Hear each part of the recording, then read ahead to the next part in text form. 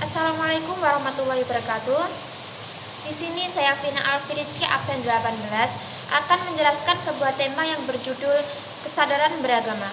Yang pertama yaitu pengertian kesadaran beragama meliputi rasa keagamaan, pengalaman ketuhanan, keimanan, sikap, dan tingkah laku keagamaan yang terorganisasi dalam sistem mental dari kepribadian. Karena agama melibatkan seluruh fungsi jiwa raga manusia, maka kesadaran beragama pun mencakup beberapa aspek tertentu, yaitu aspek afektif, konatif, kognitif, dan juga motorik. Penggambaran tentang kemantapan kesadaran beragama tidak dapat terlepas dari kriteria kematangan kepribadian. Kesadaran beragama yang mantap hanya terdapat pada orang yang memiliki kepribadian yang matang juga. Akan tetapi, seseorang yang memiliki kepribadian yang matang belum tentu disertai kesadaran beragama yang mantap. Seseorang yang tidak beragama atau sering disebut dengan ateis mungkin saja memiliki kepribadian yang matang, walaupun ia tidak memiliki kesadaran beragama. Sebaliknya, sulit untuk dibayangkan adanya kesadaran beragama yang mantap pada kepribadian yang belum matang. Gordon W. Allport tahun 1962 mengemukakan 3 ciri kepribadian yang matang, yaitu yang pertama, berkembangnya kebutuhan sosial psikologis, rohaniah, dan arah minat yang menuju pada pemuasan ideal dan nilai-nilai sosial budaya melampaui kebutuhan biologis atau hawa nafsu. Yang kedua, yaitu kemampuan mengadakan introspeksi, merefleksikan diri sendiri, memandang diri sendiri secara objektif, dan kemampuan untuk mendapatkan pemahaman tentang hidup dan kehidupan. Yang ketiga, yaitu kepribadian yang matang, selalu memiliki filsafat hidup yang utuh, walaupun mungkin bukan berasal dari filsafat agama atau kurang terolah dalam bentuk bahasa. Kematangan kepribadian yang dilandasi oleh kehidupan agama akan menunjukkan kematangan sikap dalam menghargai berbagai masalah, norma, dan nilai-nilai yang ada di masyarakat. Terbuka terhadap semua realitas atau fakta empiris, realitas filosofis, dan realitas rohaniah, serta mempunyai arah tujuan yang jelas dalam hidup. Poin selanjutnya yaitu kesadaran beragama pada masa anak-anak. Pada waktu lahir, anak belum beragama. Ia memiliki potensi atau fitrah untuk berkembang menjadi manusia beragama. Bayi belum mempunyai kesadaran beragama, tetapi telah memiliki potensi kejiwaan dan dasar-dasar kehidupan bertuhan.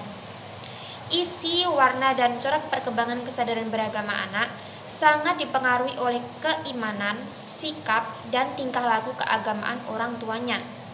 Keadaan jiwa orang tua sudah berpengaruh terhadap perkembangan jiwa anak sejak janin dalam kandungan. Terdapat 3 tingkatan perkembangan agama seorang anak, yaitu yang pertama yaitu fairy tale stage, yaitu usia 3-6 tahun. Konsep anak tentang Tuhan lebih banyak dipengaruhi oleh khayal dan emosional daripada pemikiran rasional. Yang kedua yaitu realistic stage. Tingkatan ini terjadi pada anak usia 7-12 tahun. Pada tingkatan ini, ide anak tentang Tuhan merefleksikan konsep yang lebih realistik. Konsep tersebut datang melalui institusi keagamaan dan ajaran-ajaran dari orang tua atau orang yang lebih tua. Yang ketiga yaitu individual state. Pada tingkatan ini, anak telah memiliki kepekaan emosi yang tinggi, sejalan dengan perkembangan usia mereka. Konsep keagamaan yang individualistik ini terbagi menjadi 3 golongan. Yang pertama yaitu konsep ketuhanan yang konvensional dan konservatif dengan dipengaruhi sebagian kecil fantasi. Yang kedua yaitu konsep ketuhanan yang lebih murni, dinyatakan dengan pandangan yang bersifat personal atau perorangan. Yang ketiga yaitu konsep ketuhanan yang bersifat humanistik, yaitu agama yang telah menjadi etos humanis dalam diri mereka dalam menghayati ajaran agama. Selaras dengan perkembangan kepribadian, Kesadaran beragama seseorang juga menunjukkan adanya kontinuitas atau kelanjutan dan tidak terputus-putus, walaupun perkembangan kesadaran beragama itu berlanjut. Namun, setiap fase perkembangan menunjukkan adanya ciri-ciri tertentu. Ciri-ciri umum kesadaran beragama pada masa anak-anak yaitu yang pertama, pengalaman ketuhanan yang lebih bersifat afektif, emosional, dan egosentris. Yang kedua yaitu keimanan bersifat magis dan antropomorfis yang berkembang menuju ke fase realistik. Yang ketiga yaitu keperibadatan anak masih merupakan tiruan dan kebiasaan yang kurang dihayati. Poin ketiga yaitu kesadaran beragama pada masa remaja. Masa remaja merupakan masa transisi antara masa kanak-kanak menuju masa dewasa.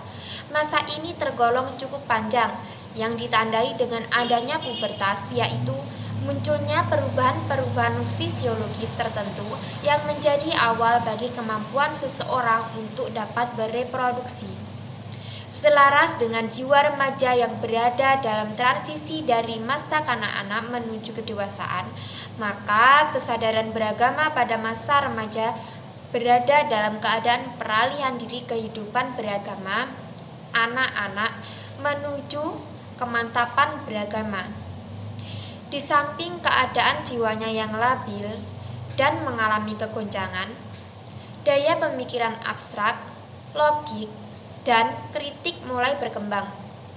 Emosinya semakin berkembang, motivasinya mulai otonom dan tidak dikendalikan oleh dorongan biologis semata. Keadaan jiwa remaja yang demikian itu terlihat pula dalam kehidupan agama yang mudah goyah, timbul kebimbangan, kerisauan, dan konflik batin. Ciri-ciri kesadaran beragama yang menonjol pada masa remaja, yang pertama yaitu pengalaman ketuhanannya makin bersifat individual. Yang kedua, keimanannya makin menuju realitas sebenarnya. Yang ketiga, peribadatan mulai disertai penghayatan yang tulus. Perasaan remaja terhadap Allah bukanlah tetap dan stabil, akan tetapi adalah perasaan yang tergantung pada perubahan-perubahan emosi yang sangat cepat, terutama pada masa remaja pertama. Kebutuhan akan Allah, misalnya, kadang-kadang tidak terasa jika jiwa mereka dalam keadaan aman, tentram, dan tenang. Sebaliknya, Allah sangat dibutuhkan apabila mereka dalam keadaan gelisah, karena menghadapi musibah atau bahaya yang mengancam ketika ia takut atau gagal atau merasa berdosa. Pengaruh perasaan terhadap keyakinan agama pada remaja yang pertama yaitu merasa adanya pertentangan antara ilmu dengan agama. Mungkin karena cara menyampaikan agama itu kepada remaja yang tidak benar.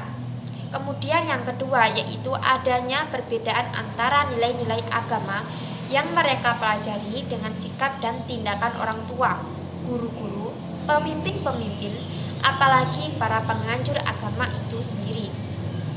Yang ketiga yaitu semakin merosot moral suatu masyarakat, semakin gelisah para remajanya dan benci mereka kepada para pemimpinnya. Yang keempat, dorongan seks, di mana para remaja sangat senang sekali bergaul dengan lawan jenisnya. Akan tetapi hal itu sangat bertentangan sekali dengan nilai-nilai agama. Selain itu, Robert H. Toules tahun 1992 mengemukakan faktor-faktor yang mempengaruhi keberagaman yang dimasukkan kelompok faktor utama, yaitu perubahan sosial, kebutuhan serta proses pemikiran dan pengalaman. Pengalaman yang bisa memberi pengaruh dalam hal keberagaman yaitu pengalaman yang ekstrim atau yang sensasional. Pengalaman yang dimaksud bisa berupa pengalaman rohaniah yang indah, menawan dan menakjubkan hati hingga terkenang-kenang dalam jangka waktu yang berlama-lama. Hal tersebut bisa memberi pengaruh positif bagi semangat keberagamaan, atau sebaliknya, yang menggentarkan dan sangat menakutkan, bahkan sangat menyakitkan bisa memberi pengaruh positif dalam keberagaman. Sebab pada dasarnya manusia ingin dan butuh yang enak, yang menyenangkan. Maka untuk mempertahankan keenakan, kesenangannya, serta menghindari yang menakutkan, menyakitkan seseorang, akan menjadi terpengaruh dalam bersikap positif dalam beragama. Mungkin itu yang dapat saya sampaikan. Bila ada kurang lebihnya mohon maaf. Wassalamualaikum warahmatullahi wabarakatuh.